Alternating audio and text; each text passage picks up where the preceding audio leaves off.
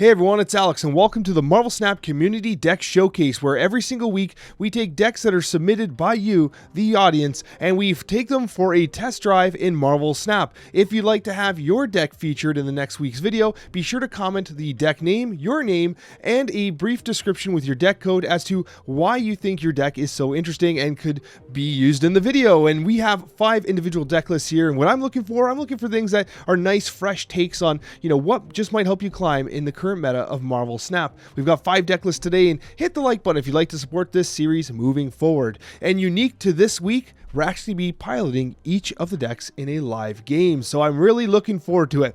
With that being said, let's get started with deck number 1, where we're featuring the Pope's Bast-ard and Surfers. Now, this deck list caught my attention because, first of all, Bast recently dropped to Series 4, so some people might be able to get their hands on Bast. Still a card that you might not have. Silver Surfer is probably getting nerfed, so let's play him while we still have a chance to. And the major thing was here is that there's a number of cards being played in this particular list that you don't see very often. I really like the idea of playing Gambit and Nakia here. You don't see many Thors in Surfer-based lists. You do see it in lists that, have Lockjaw, for instance. And the Hood is almost never used in a Silver Surfer-based list. So when I saw this list, I was like, hell yeah, pretty interesting. Especially when you consider Gambit comes down on turn 6. Wild. Who cares if you discard a card and you're destroying possibly a high value impact card on the other side? So I was really interested in this deck list, and I actually thought that the Pope really did a really good job kind of making a very interesting list. Me as a person, I would love to get Storm and Juggernaut combo kind of going, because like the Storm Juggernaut combo like really makes me happy. Although I totally understand the value of playing someone like Killmonger, but if you can Bast that Hood, then it's a 3 anyway. It's effectively 5 extra power with the Demon as well into your hand. But I understand why you'd Hood the Killmonger and Bast, because like who really cares? But oh man, if I could squeeze Juggernaut into this list, I would. With that being said, let's take it for a test drive. All right, and we're playing the Pope's Bast-ard and Surfers list, and of course we get an absolutely terrible location into our hands. Miniaturized Lab's a complete nightmare for this. Now, unfortunately for us, like, hey, what are you going to do? Locations are always a factor. We actually record these videos during featured locations, which can be super annoying. Right now it's Plunder Castle, which if we pull Plunder Castle, it's, oh my god. Hopefully, actually, like, that's a train wreck for us, too. Like, talk about locations, because, like, literally this guy, if he gets a Hood that's a 1/3, he's blessed. Like, oh my god, what a train wreck for us. Yeah, see, I knew it. I knew he was going to get the Hood as a 1/3. So what we actually have to do here is play Killmonger. We actually have no choice. I knew in my heart, I was like, I should play Miniaturized Lab, but he's going to play it with a Hood that's a 1/3, so we have to delete this Hood. And that's exactly what we're going to do. All right, Killmonger comes down. I kind of hope he doesn't drop his, he drops his own Hood into Luke Cage. Very interesting. Luke Cage, I was not expecting that, I gotta be honest with you. Now, what I'm gonna do is I'm gonna play Cosmo onto, do I want to play Cosmo here?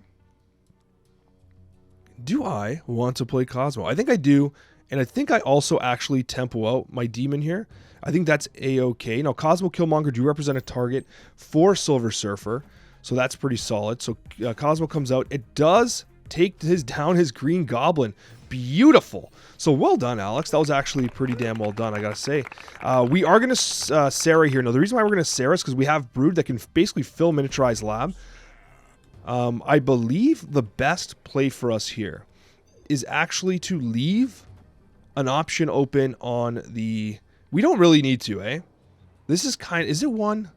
What kind of deck list is he running that he's got this one? He snaps back, which is pretty interesting here. What we can do is we can Sarah onto the Cosmo location, I think. The snapback is really interesting. So he goes mid. Let's see what he does here. It's magic. Okay, so he's extending the game, which is fine. It's fine. Now, the nice thing is we also have an Ironheart, right? We also have Storm. Whoa. Storm is huge, because he's going to be banking on the next turn, right? So if we do this... Storm, Brood, Silver Surfer. Silver Surfer's a 3, so we're putting down 5, 8 power here. It's not enough to win. So we probably just do this. We try to win these locations here. We're putting up a ton of power. This is actually a winnable play, because I don't think he's going to commit fully. He's got 6. He does have 6 cards in his hand, so we can play a lot. He's down by 20 here with 1 slot. This is a clean win. We go. He plays 3 cards. We get rid of the Limbo. This is the end of the game. It's Brood. It's Silver Surfer. It's Hazman. It's Ironheart. Guys, this looks like a very, very clean win. Let's go. That's 8 cubes, guys. That's 8 cubes. Let's go. The Pope brought us 8 cubes with a fantastic deck list that completely took this guy by surprise. And I gotta tell you, that Silver Surfer with the +3, man, that hit hard. What a deck. The second deck we're featuring today is Jacob's Moon Value, and this list caught my attention because anytime I see a good old Sunspot Infinite list, I get a little bit excited. The Sunspot Infinite into Armor Value, I just always love it. And but when I see Lockjaw, Jubilee, Taskmaster, She-Hulk, suddenly this deck list becomes really interesting. And it caught my attention simply because you're mixing a whole bunch of archetypes together. And Jacob said that it's doing really well for them, honestly. And I would like to see this being played as well, so I'm going to give it a test drive. But like when you have She-Hulk, which actually just got brought down to Pool 3, so I really want to feature a She-Hulk based list here, because with She-Hulk, you guys are going to be able to get access to it. And this is a really interesting list. And obviously you have the Moon Girl, which is amazing with She-Hulk, like absolutely insane. But you got so many different kind of elements to this list. This feels like it's like 5 decks put together, so I just had to check it out. This was like a deck list that I chose like simply because it really fascinated me. The construction of it was really fascinating, so we'll have to give it a test spin. All right, we're playing Jacob's Moon Value list here. We do have Giganto as a Titan. That's going to be a reduced 5 cost, so that's great. We also have the Lockjaw Jubilee play, which is nice. Fist Tower, not bad. Sunspot, I'll take Sunspot, and maybe we'll play onto Fist Tower here, because we don't want to get destroyed, and obviously we want to leave some space for the left. We're going to play Lockjaw into the Jubilee, which is always a beautiful play.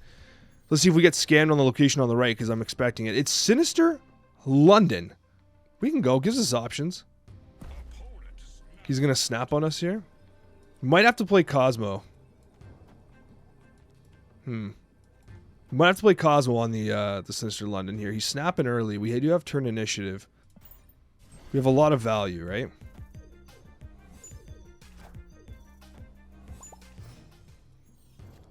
Okay.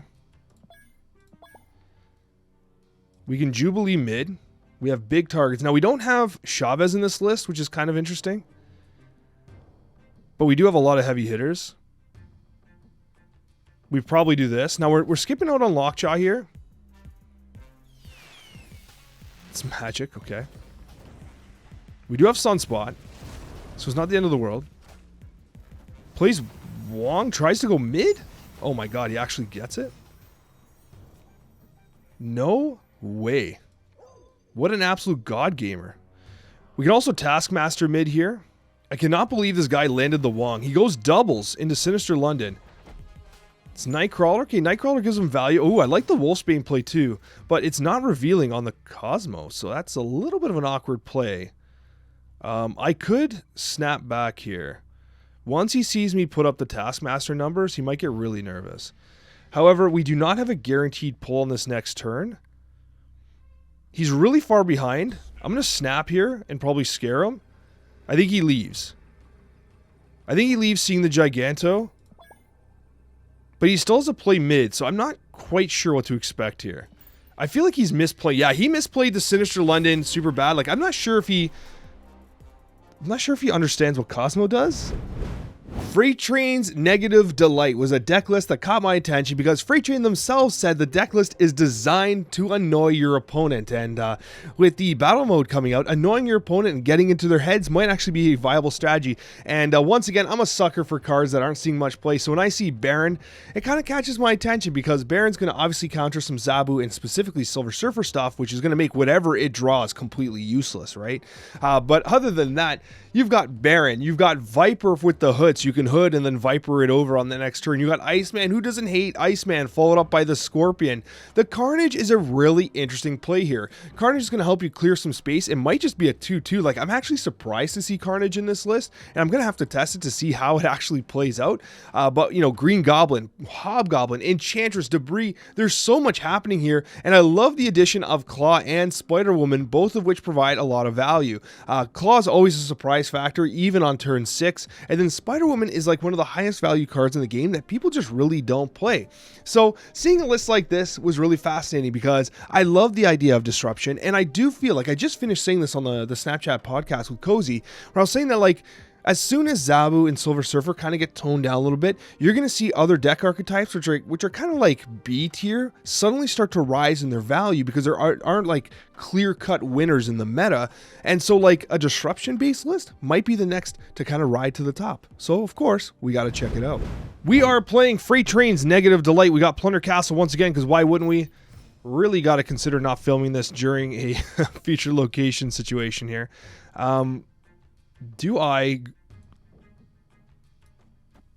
This might be spicy. Cyclops.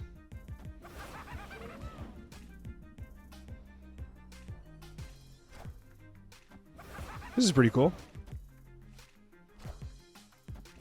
I mean, this has got to be annoying, Freight Train, I gotta tell you. If this guy's not annoyed, then I don't know, man. Then I just don't know. Oh my gosh. All right. We definitely have annoyed this man. Now, I think we're clearly going to win this location. He does have a 3-drop, so there's a chance. There is a chance that he plays Silver Surfer to win this, by the way. However, if we really want to be annoying, what we can do is Iceman here. Do we Iceman? Iceman into Carnage could be a play. Yeah, we'll do Iceman Carnage here. This is kind of funny. We're really abusing Sinister, Bar Sinister here. Now we still got room. Look at this. Could even played the Hood there, but... Oh. I actually didn't realize that Carnage was going to do that. I gotta be totally honest with you. I kind of thought he was done. But hey, here we are. That's not bad. I mean, I probably snap on this guy play Hobgoblin, right? This is a potential throw. Yeah, okay. So I think we annoyed him. Freight Train, I think your deck list effectively annoyed this gentleman. Top G here is emotionally broken. Panic Button submitted a Sandman-based list, and I've got to tell you, the reason why I'm featuring this is because I, to my heart's desire, tried to make Sandman work. This card is one of the cards that I feel might be the worst in Marvel Snap. Not because of its effect. Its effect is absolutely insane, but the 4/1 power is just ridiculous, right? It's ridiculous. And here's the thing, and this is what I liked about what Panic Button said in their description. They kind of said, you know what? Sandman's a tool that you can use if you know you're against like Zabu, or if you're against a Silver Surfer list. Otherwise, just ignore it. It's a dead draw, but ignore it and play your other value stuff. You got Zero, which can be played in conjunction with the Maximus. You got Doctor Doom, Magneto. You got Captain Marvel. You have Ronan the Accuser, which is interesting because, you know, sometimes with Ronan, like, could you fit someone like Baron in this list? You know, if we can squeeze Baron in this list, I mean, that's some disruption and it's a draw. So, you know, that could be interesting instead of someone like, say, Lizard or Armor. But, however, what I will say as well is that the Accuser is a list that, like, I would like to see work. We actually featured the Accuser in the prior edition of this video, but it didn't have Sandman. I really like the idea of including Sandman as, like, a flex play when you feel like you're against a combo-based list. Like, you see Mr. Negative, you see Zabu, you see, you know, Silver Surfer, and then you drop the Sandman. But when you're against every other list, you try and just outvalue the opponent. So, this Panic Button Sandman list, could it be the one that makes Sandman actually viable? All right, Panic Button. Let's see what this deck list has got. Oh, of course it's Iceman. It's always Iceman. But thankfully, you know, you got a really good curve on this list here, so we have some options to play. And I'm willing to play... Am I willing to play Ebony Maw onto the right side? I feel like I am. I feel like I'm willing to play Ebony Maw here, but I'm probably going to play Lizard here in advance. If we got Plunder Isle or something, which is the featured location right now as I record this, oh, of course, it's Scorpion. Now, nice thing about Scorpion... Ebony Maw is not too impacted here. It's Elysium, which is actually pretty cool here because we can Ebony Maw into the Maximus here, put a lot of power into that location. We can also access it with both Captain Marvel and Doctor Doom. It's pretty good. I think we're okay here. The Ebony Maw is going to put up quite a bit of power here. The 7's nicer naturally, but still, that's an 18 location. JJ comes out. That's a big play on his part. I respect that JJ play. I will be playing Captain Marvel. As a 5, she feels much less exciting. Scorpion is so annoying. During the beta, Scorpion used to be a 2-1, and no one played Scorpion. As a 2-2, Scorpion now is like literally one of the most commonly played cards in the game, and it just represents insane value, right? Ooh, Iron Man. Iron Man. I had to take a peek at this list. I'm like, do we have an Enchantress here? We do not have Enchantress. However, we do have Doctor Doom, and I think thanks to the Stark Tower here, we are going to play Korg as well. It feels so weird to play Doctor Doom with no Odin, by the way. I'm just going to throw that out there. Like Doctor Doom is one of my favorite cards in the game. I play this card anytime I can. But I will tell you, there's something beautiful about dropping Odin on top of Doctor Doom. The amount of power that gets spread across the board is just remarkable.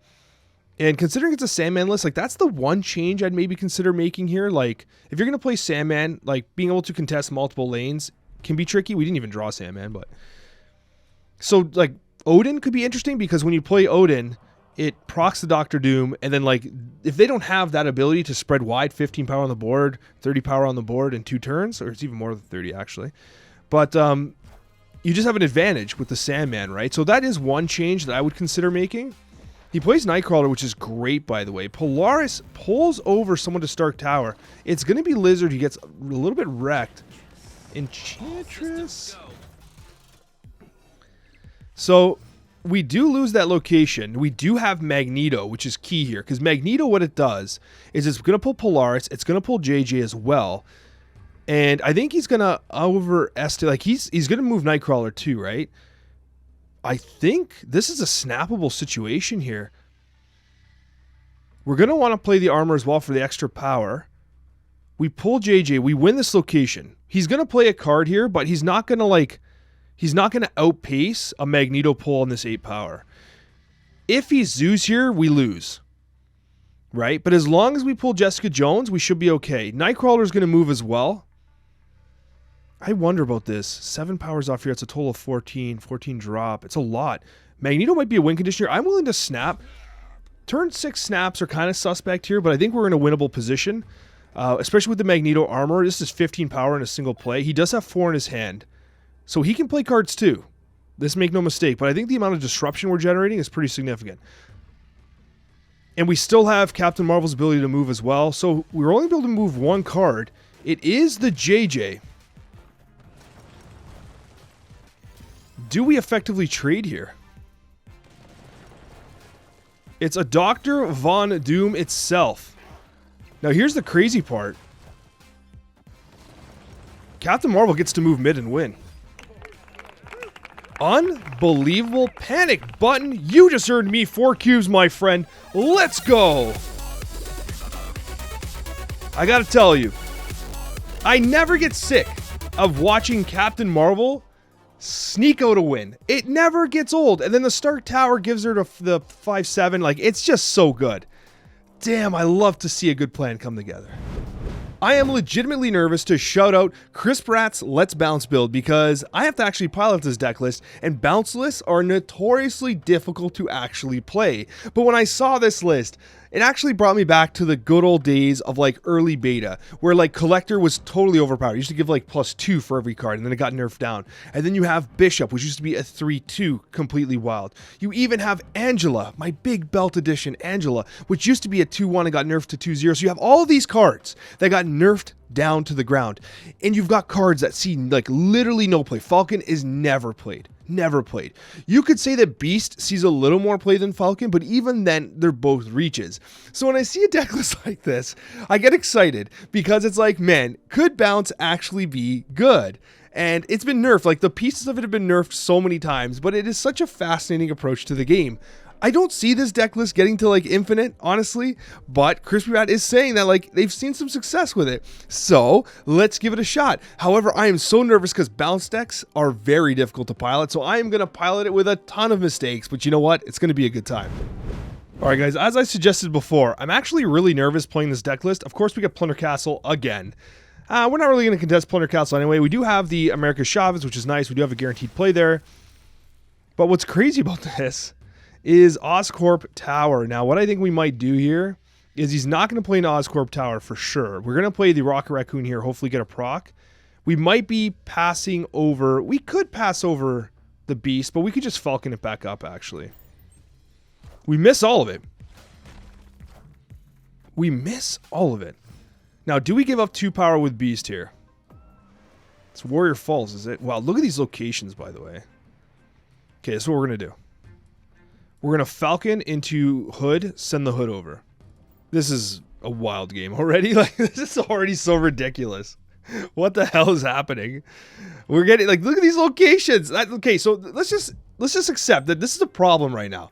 Locations are getting a little too out of control with Marvel Snap. Like, I don't want to say, like, it's a huge, like, oh, it doesn't make, the game is unplayable or whatever, but, like, bruh. Like, okay, Falcon just traded his Lockjaw. That's ridiculous. I think if we snap, we might be winnable here. But instead, what we're going to do is, I think I snap. I think he's tilted enough that I snap. We're not really bouncing much. Oh, he's gone. Look at that. Okay. We got the win, but we got to play another one. That's not quite fair to Chris Pratt here because that was a little too easy. Well, here we go again. We're playing another round of Marvel Snap with Crispy Rats. Let's bounce. So we're going to open up here with the Iceman mid. We got Beast in our hand, which is good. I do think that Iceman into Yondu is probably fine. We don't have Angela, which is our major kind of... Oh my god, it's Plunder Castle again. We do have Angela. This damn Plunder Castle. I am so sick of these feature locations. I might have said this 100 times during these videos, actually. I got to check myself. How many times have I complained about the feature location? I bet you it's a lot. This location, I already know how to say the name, sucks so bad for us. Now, the nice thing is that, like, we're guaranteed the Chavez pull. We have Angela. We have Bishop. Hopefully, we pull Collector next, and then we're kind of set. Because now we can zoo into it. Like, we're just going to mess up our hand. If he's playing Darkhawk, then everything is awful. Okay. So, what I think we do here is we Yondu. We're gonna mill this guy's hand a bit. We're going to blow up our deck, but we kind of have the cards we need for the time being. And Bishop is going to really enjoy this. Because we're going to play them all back. Hopefully he's not playing Darkhawk. That'll be a problem. Darkhawk will represent an issue. Well, there goes your armor.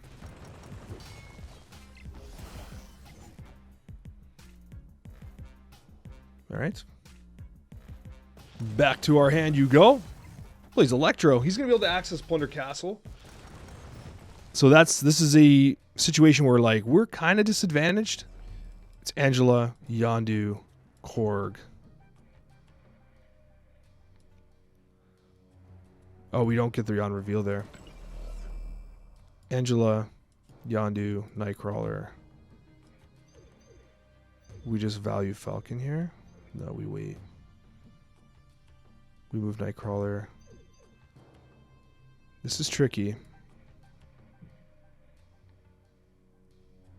Turn 6, we're guaranteed Chavez.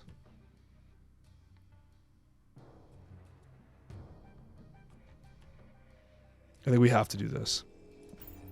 This is our only choice, really.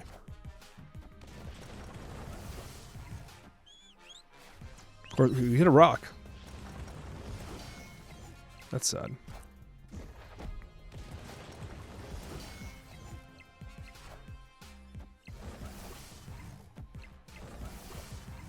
Please, Destroyer. What a gamer. What an absolute god gamer. Here's the thing. It's not over yet. But he has to play here. So if he plays Dr. Von Doom, we only add 8 here. He adds 4. So he goes to 20. So he goes to 20. So we lose if he plays Dr. Doom. Our best place to do this. Oh, he goes left. Claw? Ooh, not what I was expecting. Let's go. Okay. That's 3 wins. That's 3 wins in a row with Let's Bounce here. And again, piloting it, like, I gotta be honest with you guys, piloting it is very tricky. I do not play bounce-based lists, so, you know, I probably misplayed, honestly. But at the end of the day, guys, it was a lot of fun. I hope you enjoyed this rendition of the Marvel Snap Community Deck Showcase, guys. I got another video for you linked right there. Definitely check it out. Hit the like button if you want to support the series. And once again, guys, if you'd like to submit your own deck, definitely submit it down below. Give me your name, what the deck's name is, the deck code itself, and then naturally a little explanation as to why you think it's so awesome. We'll see you in the next Marvel Snap video.